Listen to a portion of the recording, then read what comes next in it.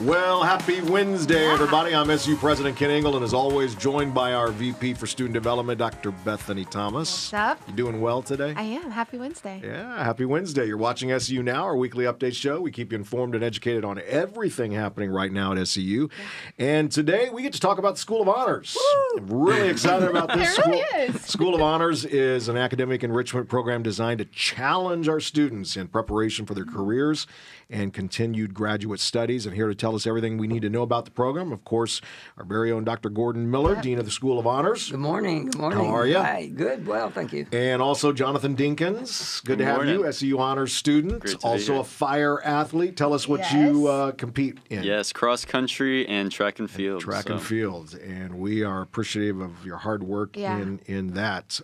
SEU has an incredible honors program. We're going to talk about it in just a few minutes. But before we get into that conversation, we always share the top, Three things. Yeah. I might add a fourth today. Oh, no. We'll see. I'm nervous about this I'm going to one. ad-lib this fourth one, too, by the way. We'll Bring see. it in. Bring But it on. first of all, our own very own Provost, Chief Academic Officer, Dr. Megan Griffin, will be speaking in our community chapel tomorrow at 9 a.m. Bush Chapel. She will be giving a great message. You don't want to miss it, so be there for that. Also, this Friday, October 28th, our student-led comedy group, Unplanned Improv, will be hosting their fifth show of the season at 7:30 p.m. It's in the Buena Vita West Auditorium. The whole community is invited to come out. I hear they're always amazing. Yeah. So if you can catch one of their shows, do it, and hopefully you can be out tomorrow night or Friday night for that. Again, that's at 7:30 in the Buena Vita West Auditorium.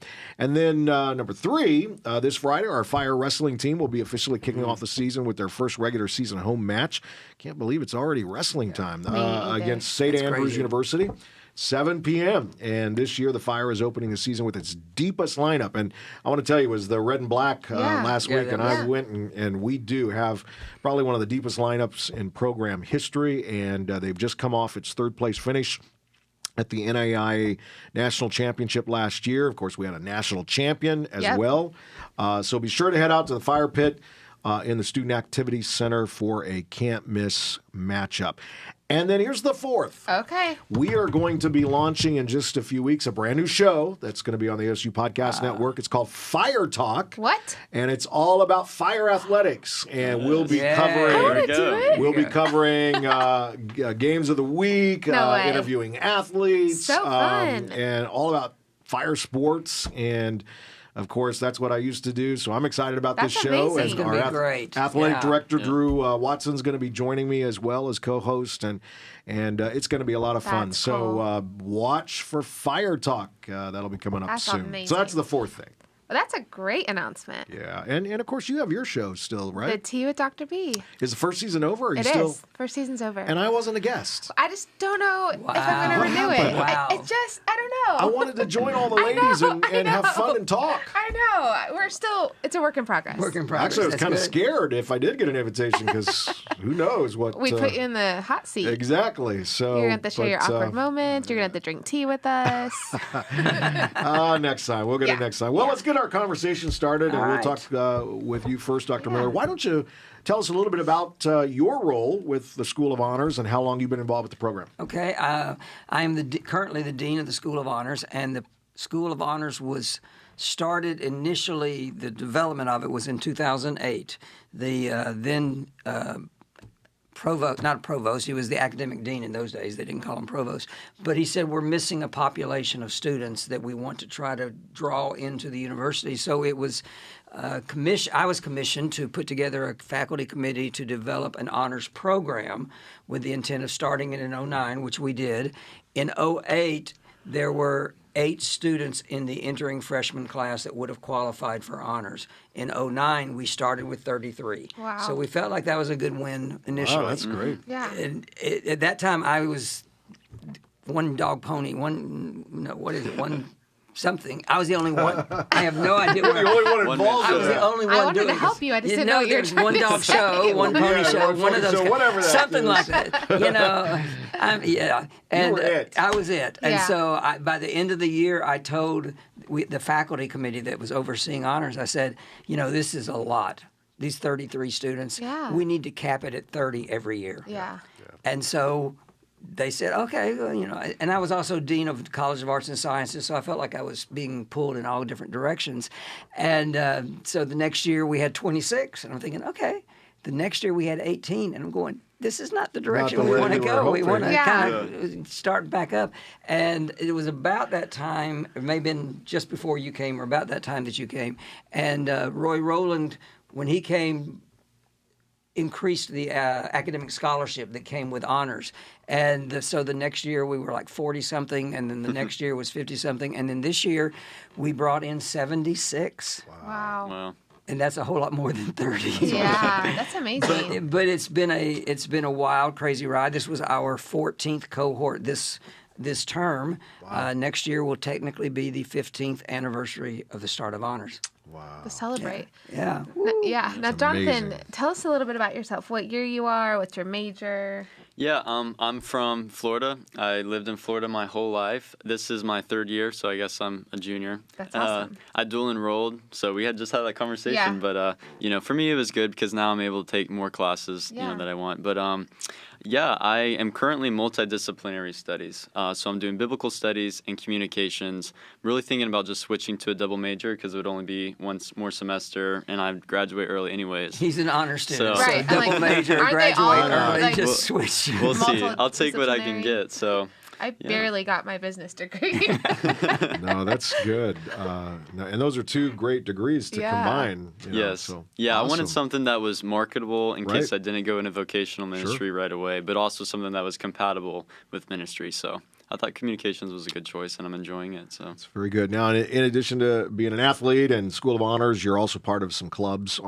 Tell us a little bit about that. yes, the vice president of Students for Life. Yep. We started last year, and we've grown so much. Our president, Kaylee Osley, she's done an amazing job. Which is his girlfriend, Right. by the way. Incidentally, Yeah. yes. He's gotta so talk That's how I met might my be wife, a little yeah. biased. I gotta be careful. Anyways, pro-life couples stay together. So, There you but go. we just did some events and this and that, and lo and behold, we actually won Best New Group of the Year for Students for Life National.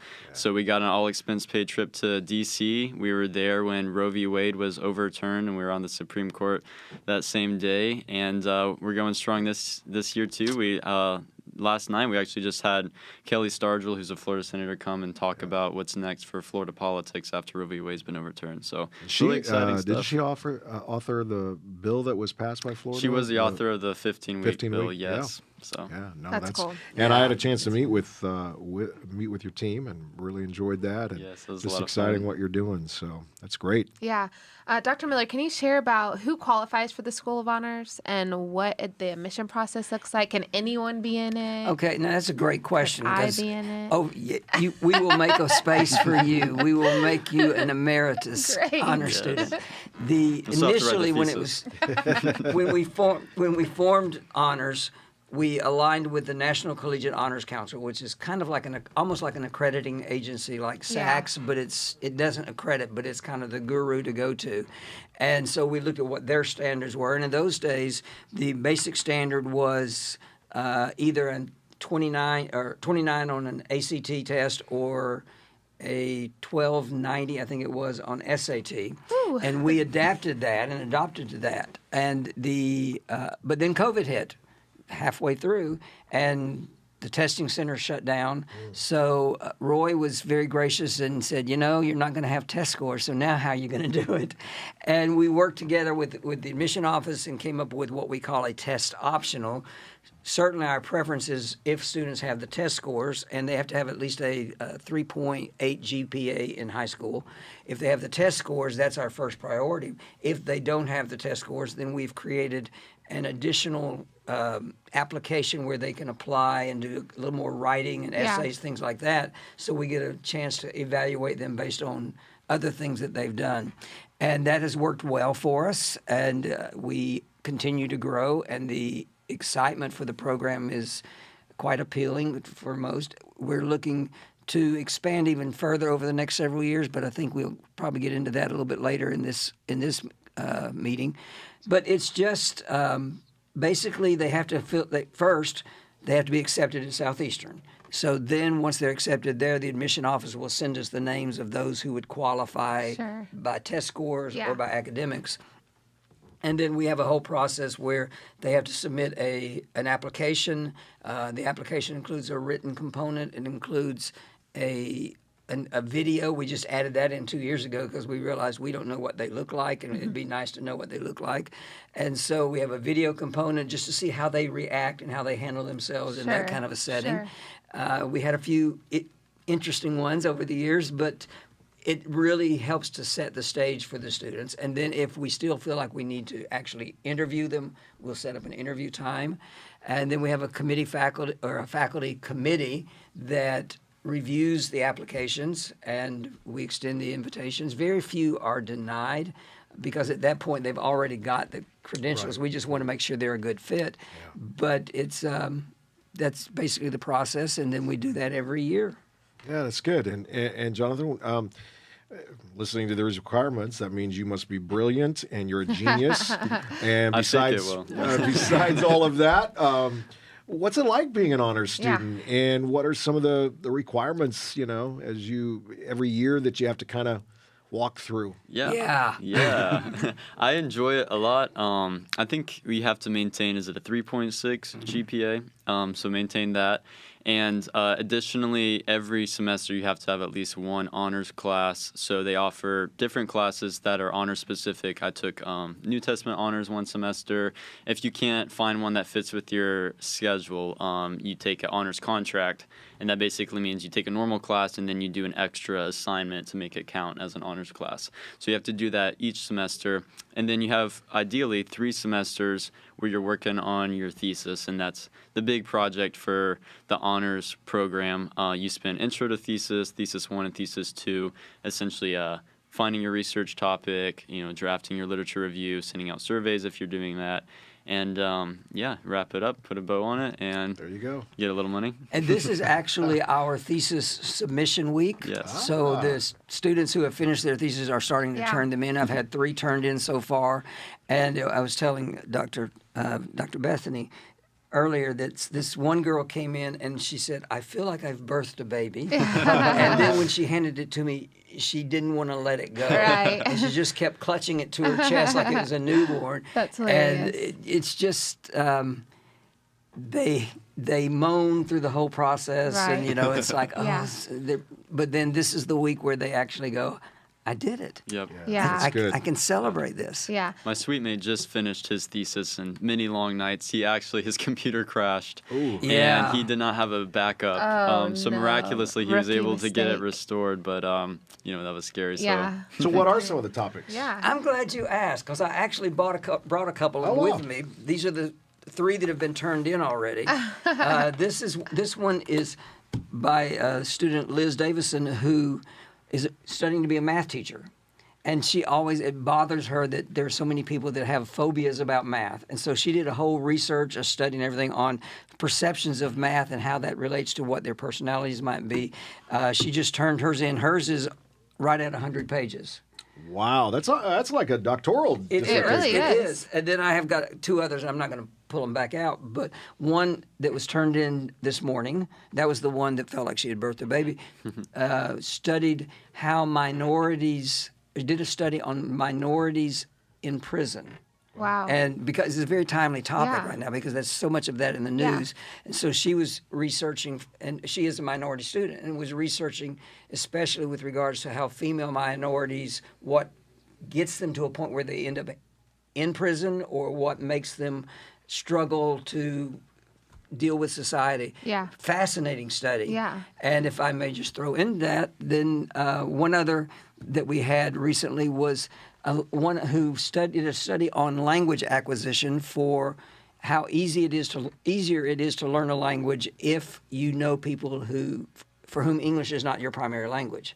Wow. And so she's doing this whole presentation and talking about that even for internationals who come over, if they can connect with people who speak English really well, that helps them with their English. Yeah. But in the middle of her presentation, she suddenly kicked into Mandarin Chinese. Wow. And just to show That's that cool. sometimes that it's not as hard to learn as you think, but what helps is when you know other people. So it's just a fascinating, different variety of things. We have your roommate or suite mate is doing one on religious OCD. Yeah. Okay.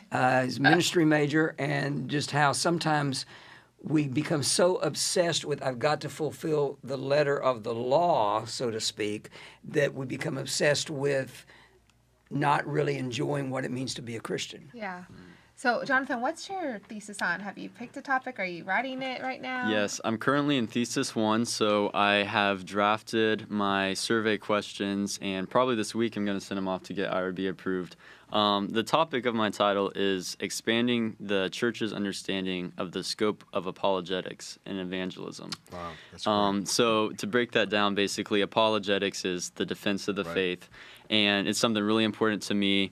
And a lot of times when people think of apologetics, they think, oh, okay, philosophical arguments for the existence of God, historical arguments for the resurrection, things like that. And I think that stuff is wonderful and it's needed. But I wonder if maybe we should reframe our understanding of what apologetics is, redefining it as Christian persuasion, and looking at what are the valid forms of Christian persuasion when it comes to evangelism. So I'm examining different criteria such as modern-day miracles. I'm a Pentecostal, so I believe miracles have an apologetic value. Storytelling, such as C.S. Lewis when he illustrates Christian truths and brings people closer to Christ, or Christian witness in somebody's life. I think that is a form of apologetic, or a good community church could be an apologetic as well. Yeah. So that's basically what my thesis is going to be on, and I'm hoping to survey Christians, examine what was it that for you brought you a step closer to Christ? What factors did the Holy Spirit use in your life to help you? That's fascinating. So good. Yeah. They pick their own topics, but I always say get something that you're passionate about. And you can hear what Jonathan talking. It's something he feels so strongly about. And that's the joy of watching students find something and then they just light up when they get a chance to talk about it. And I'm sure you've connected with Dr. Davis a little bit. I have. He's my thesis. I'm actually his teaching assistant too. So he's my thesis advisor, and he's a great resource. Yes. There's a lot of professors here, just wonderful resources. So I'm really blessed to have them. That's awesome. Yeah. Well, we're going to wrap up this last question for you, Gordon. For any prospective students who might be listening right now out here, what is the value of being a part of the School of Honors, and why should they join? Yeah. Initially, most of them think the value is they get a scholarship. Okay. Above and beyond all the other scholarships they have. But really what I see the value is several factors. One is when they come, they automatically have a community. Yeah. And more we've seen as universities have grown, our university has grown, a lot of students come in, they feel lost those first few weeks, and we hit the ground running from the beginning, and we have activities, and we have an intro to honors class, and they get to know one another. We even have a big activity coming up tomorrow night to build that community. What's that?